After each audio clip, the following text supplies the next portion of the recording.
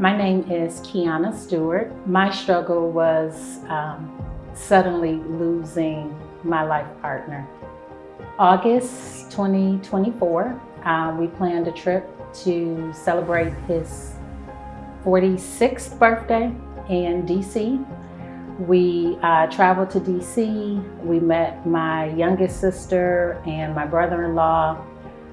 It just so happened that his sister was also in DC as well. So we met up with her. We took a day trip to New York, had a wonderful time, came back, and then about 2 o'clock in the morning, I woke up to what I now know was him having a seizure. It wasn't a typical seizure, just kind of eyes rolling in his head. And I asked him, was he okay? And he was just like, yeah, but he didn't sound like he was okay. And so I turned on the light. That's when I noticed that something wasn't right. I called my sister who was down the hall, called my best friend who's a nurse practitioner. My sister came down, realized something wasn't right, called 911. They were there instantly. And they transported him to George Washington Hospital. And when he left the hotel room, that was the last time that I saw him alive. This can't be what's going on. Like really, what is going on? And they explained to me that he had a blood clot that had traveled to the back of his brainstem, which is the most crucial place. And so they wanted to perform a procedure to kind of release the pressure in his skull because he was so young. And outside of the incident, he had a work-related incident that led to him breaking 4 bones in his foot. That was the first surgery that he had ever had in his life. And so they performed the surgery. They were hopeful, but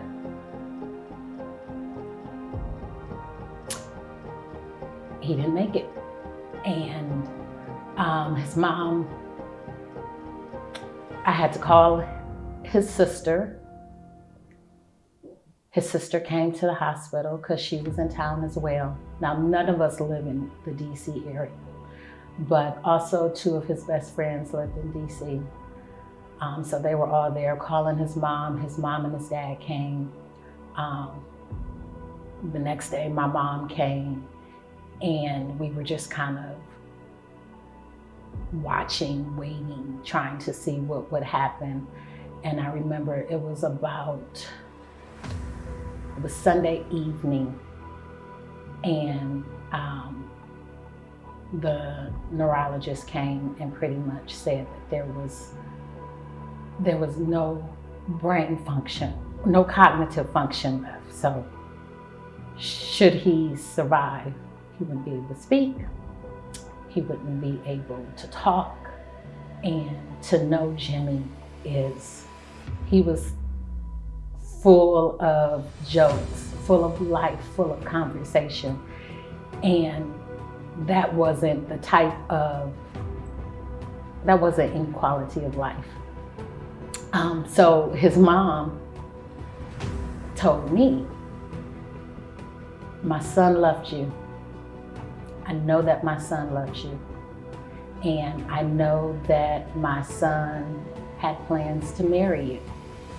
I learned that weekend, he had told my brother-in-law earlier that day that he had recently picked up my engagement ring. She said, and because of that, these are your decisions to make. What do you do with that? She said, I know him as my son, but that was your love. And so when they stated that he was no longer had any cognitive function, I knew that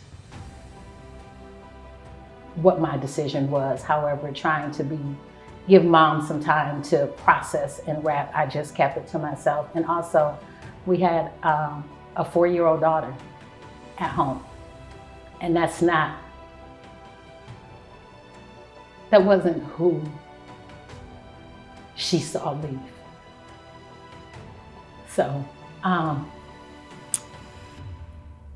made the decision, made some calls, and made the decision that we were going to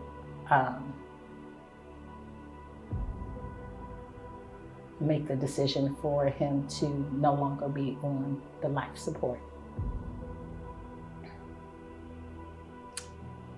And all of this happened 2 days before our daughter's first day of school. So we were supposed to be back on Monday, August 21st, and that was the day that he passed away. Some of the emotions that I felt angry. I felt abandoned. I felt